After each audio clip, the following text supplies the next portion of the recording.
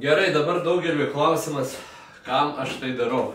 Praktiškai susimoviau su fibo blokeliais. Kai sumūrijau visas sienas, atvažiavo aplankyti ir pažiūrėti, kaip man sekas mano brangioji.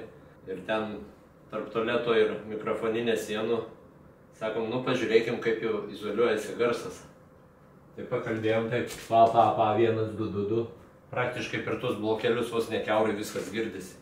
Tai buvo daug pypt, pypt, pypt su visokiom rūpužytėm. Net užsinorėjau genį išbirbinti vienu momentu. Žodžiu, susimoviau su fibo blokeliais, norėdamas greičiau sumūryti, padaryti tipo gerą garso izoliaciją tarp patalpų, kad nepraeitų garsas. Kaip pakalbėjom, supratau, kad klaida.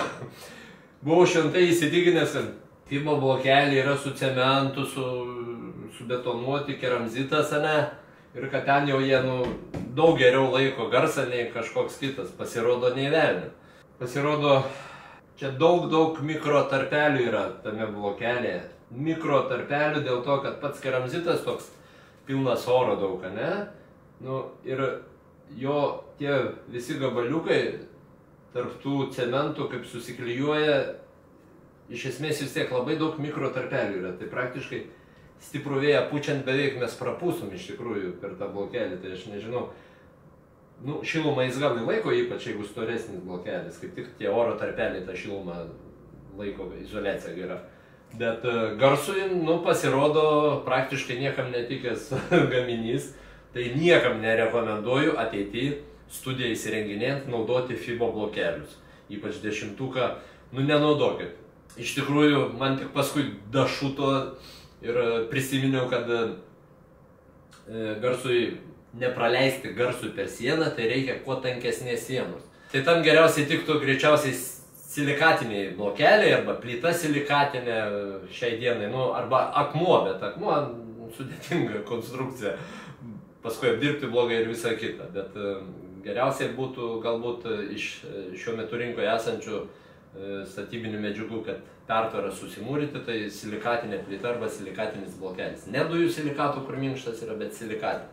Tai jo tankis didelis, pro jį jau viduriniai dažniai praktiškai nebeina, o garsų išjudyti pačią sieną, kai žinom, medžiagose garsas irgi sklinda, bet ją išjudyti ir išvibruoti, kad į kitą pusę pereitų daug dar garso, tai reikia labai daug didelės energijos, kitaip tariant, didelio garso. Tai tokie viduriniai ir nedideliais garsais naudojamos patalpos, žodžiu, vidutiniai dažniai ten, tai realiai tas vos ne viena plytų siena arba dujų silikatų 10-uko praktiškai jau nebloga izoliacija, ten vos be girdi kitoj pusė.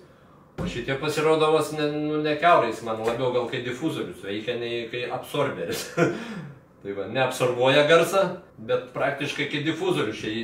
Kas yra difuzorius ir absorberis, aš vėliau parodysiu kitam video, papasakosiu vaizdžiai, kaip tai vyksta, kaip garso bangos išsklinda ir panašiai.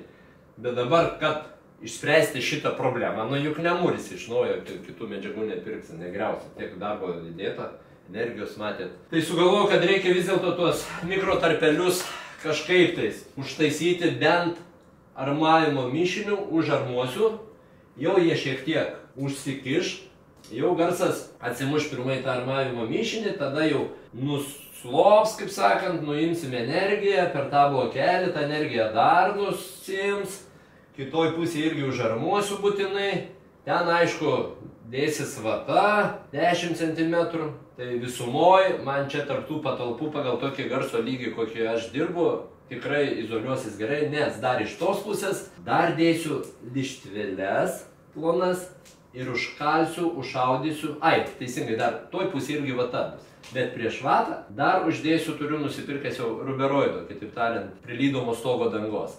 Tai jinai labai tanki medžiaga, ganėtinai nesunki dirbti, vietoj skaitos kažkokių brangių plokščių su guma kitoj pusėje, kur reklamuoja ir brangiai nori parduoti, tai aš naudosiu ruberoidą. Tai jis praktiškai man visą garsą sulaikys, o čia liks tik tais iš vis, kaip sakant, paskutinė energijai numalšinti tiek tie blokeliai, tiek tiek vata ir panašiai. Tai žodžiu, nėra to blogo, kas neišeitų į gerą, nes neplanavau dėti ruberoido, bet jį dėti praktiškai tai būtų privalumas kiekvienoje studijoje, norint izoliuoti garsą tarp patalpų. Tai nėra akustiškai išsprendžiama garso problema patalpoj pačioj, bet tarp patalpų, sakykime, gal kaimyninė siena, pas mane čia yra kaimyninė siena, blokelis 20-tukas, bet dujų silikatų irgi minkštas blokelis, irgi būtinai visą sieną dėsiu ruberoidu ir papildomai vatą. Tai taip mes galim su ruberoidu labai gerai, ypač žemus dažnius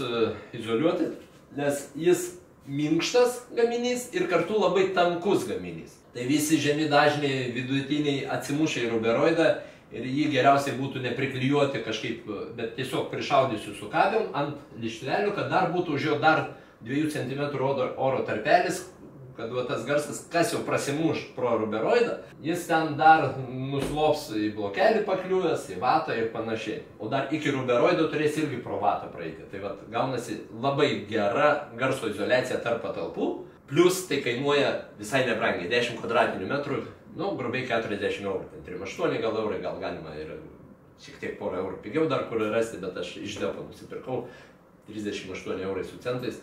10 kvadratinių metrų. Na, tai man čia tų kvadratų kiek yra, realiai 2 rulonai, nuo 20 kvadratų gal gausis bendro. Na, tegu būna 3 rulonai, 30 kvadratų, na, 100 eurų, na, 120 eurų, bet tu už tokius pinigus izoliuoji konkrečiai kaimyninės sienas, žodžiu, sienas tarp patalpų, kad neprasklistų garsas.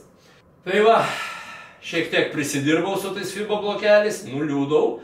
Bet, kadangi optimistas gyvenime esu, tai ką, aš nespręsiu, išspręsiu, viskas gerai. Armuojam toliau.